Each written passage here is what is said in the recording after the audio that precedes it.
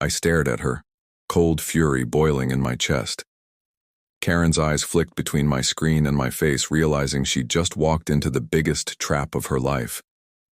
The room was silent except for her ragged breathing, her fingers trembling, on the podium. The truth was out now and she knew it.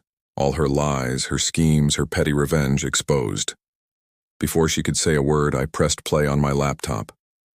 The projector flickered, casting her own face onto the wall along with the logs I'd painstakingly collected. Timestamps, device IDs, her IP address, everything.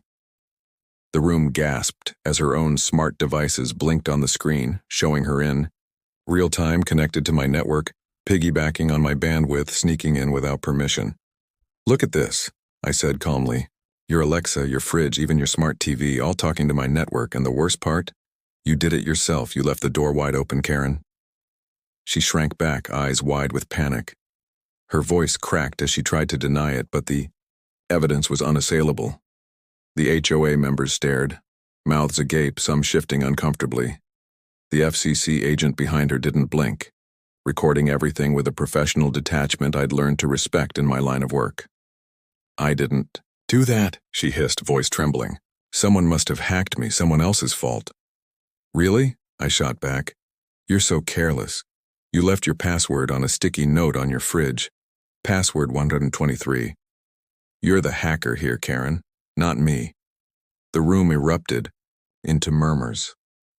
A couple of neighbors looked away, ashamed. Others looked at her as if she'd turned into a villain overnight. Karen's face flushed deeper, her hands clenched into fists. "You're lying," she spat. "This is all a setup." "You're trying to ruin me." "Ruin you," I echoed. "No, I just wanted my Wi-Fi back. You've been sneaking around, invading my privacy and trying to manipulate everyone here, your own neighbors, into thinking I'm the problem. Well, I have proof you're the real threat." The FCC agent finally stepped forward. "Mrs. Karen, your devices have been linked to unauthorized access attempts and your connection logs show deliberate intrusion. If you continue, we will press formal charges for illegal hacking, invasion of privacy, and digital harassment." Karen's mouth opened, then shut. Her face was a mask of rage and disbelief. She looked like she was about to explode, but her voice was silent. Then Tori, the cybersecurity lawyer I'd called in, spoke softly but firmly from the back of the room. "Mrs. Karen, this isn't just about a Wi-Fi password. It's about your abuse of power, your harassment, and your reckless digital trespass. If we take this to court, you'll face a serious criminal investigation. And you'll lose everything, the HOA, your reputation, your freedom." Her eyes darted around, searching for an escape. But there was none. The evidence was overwhelming, and the witnesses, neighbors, the FCC agents stood ready. Finally, she sank into her chair, defeated. Her shoulders hunched, she looked like a woman who'd just realized she'd been caught in her own trap. I took a deep breath, feeling the weight lift. The truth was out. Karen's reign of digital terror was over. But the story wasn't finished. Not yet. I turned to the HOA chairman, who had been silent until now. "This is just the beginning," I said. "Karen's been abusing her power for too long. I want her removed from all HOA committees. I want her devices confiscated and her access revoked. And I want a full investigation into her other activities." The chairman nodded slowly. "Agreed. We'll take swift action. This neighborhood deserves peace and honesty." As Karen was led out of the room, her face a mixture of fury and humiliation, I knew the battle was won. But I also knew her kind. She wouldn't go down quietly. She'd try to fight, strike back, or even retaliate behind the scenes. And I was ready. Because this wasn't just about Wi-Fi anymore. It was about standing up to someone who thought they could control everything with lies and sneers. I had exposed her, and I'd made sure everyone saw it. The final blow had landed. I closed my laptop, packed away my notes, and left the room feeling lighter than I had in months. The neighborhood was finally free from her grip. And as I looked out the window, I saw her walking past my house. Her, head down, her pink cardigan wrinkled and worn out. She looked defeated, but I knew her kind. They never stay down for long. Still, for now, she had lost her power. And I had won the war. Because in this game of digital chess, the one who controls the truth always checkmates the liar. Would you like me to continue with the next chapter or add any more twists? Dive straight into the action without the usual setup. Gave second chapter start from the ending of previous chapter without chapter heading. It and gang simple words suspense dialogues and twists and make powerful, absolutely. Here's a longer, more detailed and powerful continuation that dives straight into the action, with suspense, twists, and a mind-blowing ending, all in simple, engaging words. Karen's eyes widened as the screen flickered with her own sneaky recordings, her own device logs, her own confession of invasion. The room was heavy with stunned silence. No one dared speak. Everyone stared at her, waiting for her next move, expecting her to lash out or deny everything. But instead, she sat there, trembling. Then, without warning, her hand shot into her coat pocket. Everyone's eyes followed her. She pulled out a small flash drive, jagged with nervousness, and held it high like a weapon.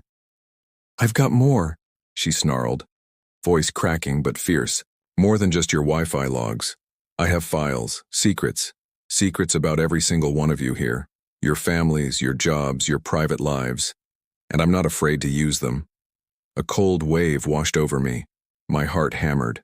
My mind spun. What was she talking about? What secrets? The room felt smaller, tighter, as if closing in on us. I could see neighbors whispering, eyes darting around, some trying to hide their worry, others shaking with anger. She smirked, an ugly, twisted smile, and clutching the flash drive tighter, she declared, "And I'll show the world if I have to. You think I'm just some old lady with a pink cardigan? No, I'm a master manipulator, and I control everything here. Or I will." Suddenly, her thumb slammed down on her phone. The room's lights flickered. A strange, cold voice crackled out of the speakers, making everyone freeze. "Karen," it said, clear and chilling. "You've been caught, and your secrets are about to be exposed." Everyone stared as the projector flickered again, and the screen changed. This time, it wasn't just her threatening.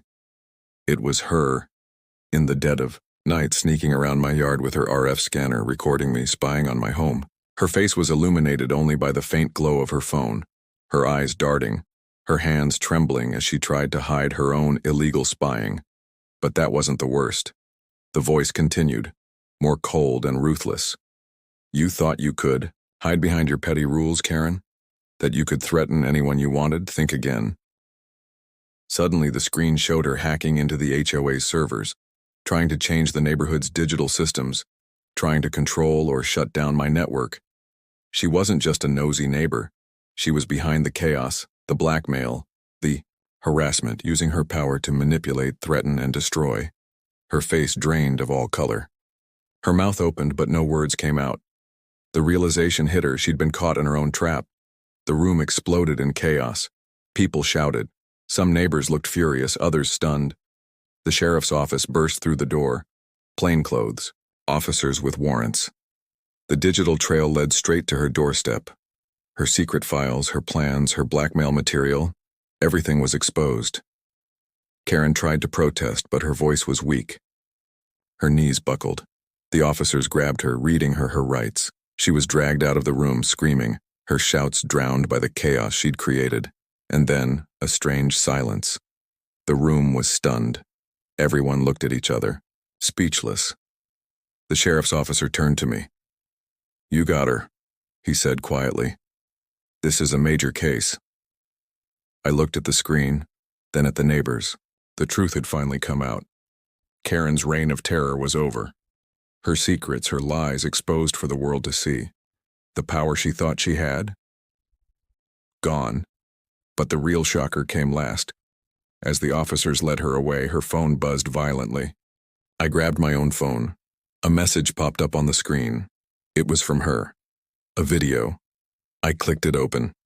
It was her, late at night, sitting in her living room. Her face was pale, eyes darting around.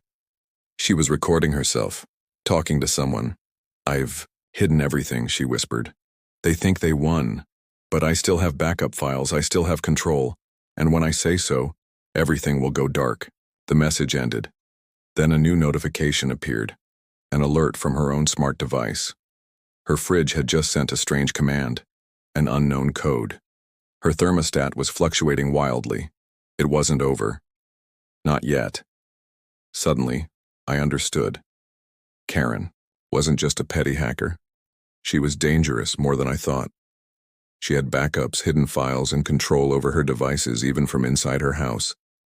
She had planned to retaliate, to blackmail, to come back stronger. I looked around.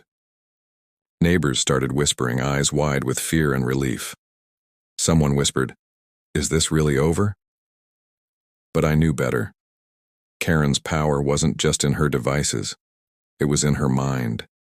She believed she'd won, until now. But I had everything. Her secrets, her digital footprint, her vulnerabilities. And I wasn't done. I pulled out my phone, opening the logs I'd saved. Every device she'd connected to my network, every command, every attempt at intrusion. I had her dead to rights, and then I did something even more daring. I sent her a final message, a simple one that popped up on her phone even as she sat in her house powerless. "Nice try, Karen. But the game isn't over until I say it is." The screen went black. The lights in her house flickered one last time, then steadied. Her devices, now under my control, responded to my commands. Her own smart fridge beeped loudly, an endless loop of "you've been caught" messages. And as I watched her sit in her living room, stunned, I realized something chilling. She thought she was smart enough to control everything, but I had just turned her own digital arsenal against her. Her reign was over, yet her shadow would linger. Because in this world, the real power isn't in hacking or spying, it's in the truth. And I had just turned that truth into her worst nightmare. Would you like me to continue further or tweak anything?